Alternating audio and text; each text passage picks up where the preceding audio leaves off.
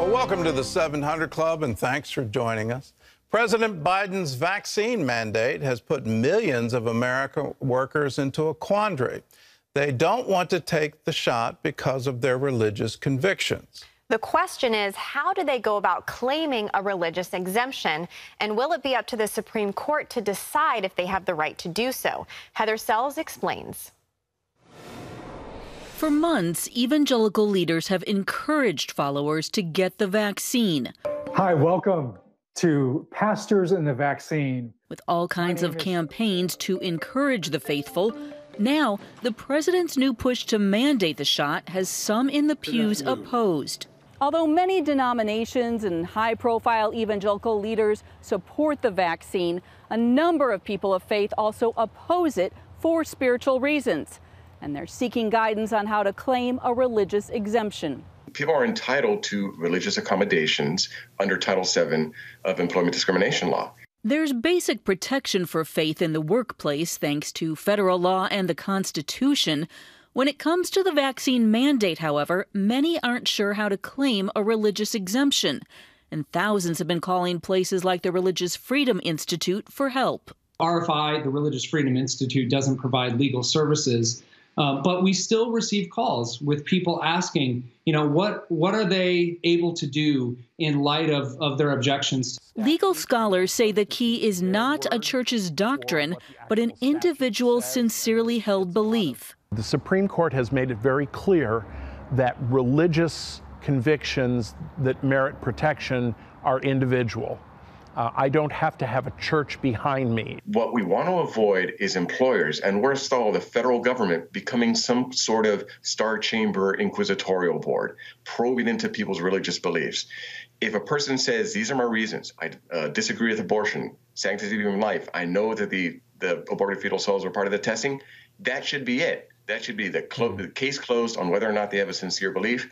You don't need a letter from your pastor. But Oklahoma pastor and Senate candidate Jackson Lahmeyer is doing just that, telling people that if they join his church, he'll sign their exemption. It's not an anti-vaccine thing. It's a pro-freedom thing. Berkeley cautions people to sort out their reasons and avoid pursuing this exemption if motivated by politics. Religious exemptions are meant to be a remedy to a particular kind of issue, and just objecting to bad policy is not what religious exemptions are for. Still, in the months ahead, untold numbers could claim them. In a telling sign, 3,000 LAPD employees plan to file, and the lawsuits have already started. The White House may have a hard time telling the courts that OSHA has the right to mandate a shot. Think about what OSHA's about. It's about chemical exposures in the workplace, hard hat regulations on construction sites. This is conduct outside of the workplace that they say must be part of the workplace.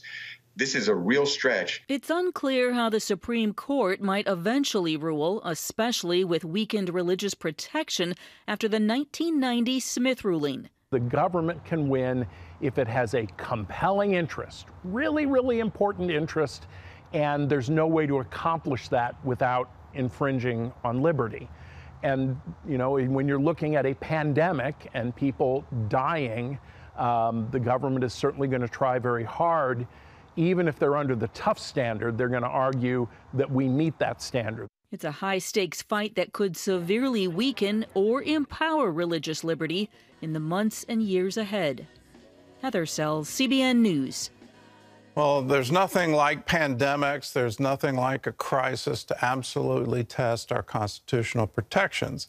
And in the middle of a pandemic, you're going to find very interesting court decisions on religious exemption and on the ability of OSHA to craft new regulations regarding the spread of the mandate. So OSHA right now is putting into place things that the Biden administration has asked for, that any employer with over 100 employees has to either have a vaccinated employee or do a weekly test. They're now mandating that anyone working for the federal government has to have the vaccine. And so these religious exemptions that you object based on fetal tissue or other objections that you, in good conscience, you can't get a vaccination, those things are going to be tested. And this isn't new in American culture. My mother told me of when she had scarlet fever way back in the 1930s. The quarantine was absolute over her house. They would actually come in and mark the house and say no one could come in and no one could come out because they were trying to contain the spread of scarlet fever. So on COVID-19, are we going to see that kind of lockdown? Well, we're currently seeing it in Australia. We're currently seeing it in New Zealand. We're currently seeing it in Canada. So how much longer before it comes here? Well, in other news, Congress grilled administration officials over the mounting chaos at the border, putting the Secretary of Homeland Security on the hot seat. John Jessup has more on that story from our CBN News Bureau in Washington. John? That's right, Gordon. DHS Secretary Alejandro Mayorkas faced tough questions on Capitol Hill Tuesday over the ongoing crisis. How many people have been returned? How many people are being detained? How many people have been dispersed to all points around America? Senator, I would be pleased to provide you with that data. I want them now. Why don't you have that information now? Senator, I do not have that. More than 14,000 migrants crossing the border this past week, many from Haiti, a country recently devastated by a massive earthquake and political upheaval. The administration deporting thousands every day, but now comes word from two officials that many Haitians are being released into the United States. Right now, at least 10,000 men, women, and children are living under the Del Rio International Bridge in Texas. Well, the situation at the border is just one of several crises facing President Biden. At the United Nations Tuesday, the president addressed issues ranging from the pullout in Afghanistan to the ongoing pandemic. As CBN senior Washington correspondent Tara Mergener reports, some critics thought the president overlooked some crucial threats. World leaders gathered at the UN for the first time in 2 years. Despite mounting crises facing the Biden administration, the president insisting America is back. The UN Secretary General kicking off the meeting with an ominous message. We are on the edge of an abyss and moving in the wrong direction. Although Biden used his first major UN address to reassure the world American leadership is strong while promising relentless diplomacy. As the United States seeks to rally the world to action, we will lead not just with the example of our power, but God willing with the power of our example. The president hopes to repair relationships with allies after high-profile issues, ranging from Afghanistan and a U.S. drone strike that killed civilians to out-of-control illegal crossings at the U.S.-Mexico border to the COVID pandemic. To fight this pandemic, we need a collective act of science and political will. We need to act now to get shots in arms as fast as possible. Critics charge Biden has been out of sync with close allies, including France, angry it was left out of plans to equip Australia with nuclear-powered submarines. During the speech, he did not mention China by name, but declared the U.S. is not seeking a new Cold War. The United States is ready to work with any nation that steps up and pursues peaceful resolution. He also wants immediate action on climate change. Scientists and experts are telling us that we're fast approaching a point of no return in a literal sense. Some global leaders remain skeptical about America's promises, calling the U.S. disloyal. While some critics say the speech was better than expected, it's unclear if Biden's words will win the world's confidence. We're saying we're going to use relentless diplomacy and not relentless war. Does that invite China to say, well, let's talk about Taiwan a little bit? Does it invite other provocative moves by Russia towards Ukraine and some of its near neighbors if they think the United States is not willing to use its military might? And I don't think anything in the speech today convinced them that the Biden administration is any more prepared or capable than they thought that they might be. And if anything, it might have raised some more questions about the United States. Tara Mergener, CBN News. Thank you, Tara. House Democrats blocked $1 billion in funding for Israel's Iron Dome anti-missile system in a vote to extend the debt limit and keep the government funded, reportedly caving to pressure from progressive representatives Alexandria Ocasio-Cortez and Ilhan Omar. House Republican Minority Leader Kevin McCarthy tweeted, while Democrats capitulate to the anti-Semitic influence of their radical members, Republicans will always stand with Israel.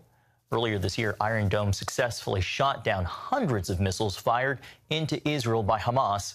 Former Israeli ambassador to the United Nations, Danny Danone, told CBN News the vote is a troubling sign of the direction of the Democratic Party. I'm worried that those voices become louder. We know it's not the majority, not in the Congress, not in the Democratic Party, but they are vocal. We expect our allies, and we have a lot of allies in the Congress, to speak against those voices.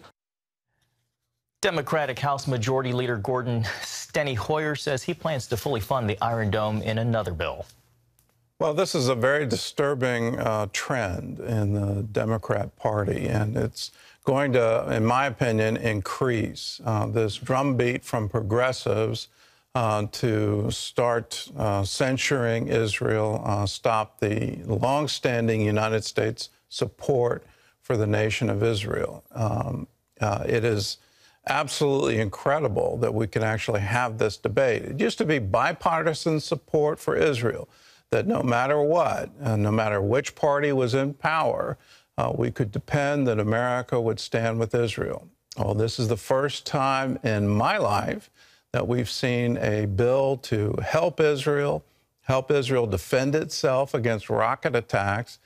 They pulled the funding out of it. So what is Israel now going to do to replenish the Iron Dome missiles that they quite clearly need? The threat's not going away. Iran, if anything, is stepping up efforts to fund Hamas. Hezbollah is being emboldened. So are they going to have rockets coming in from southern Lebanon as well? They need this kind of support. They certainly need Iron Dome. We've stood with them for decades, and to now pull this out shows just how much the progressives are gaining control over the Democratic Party.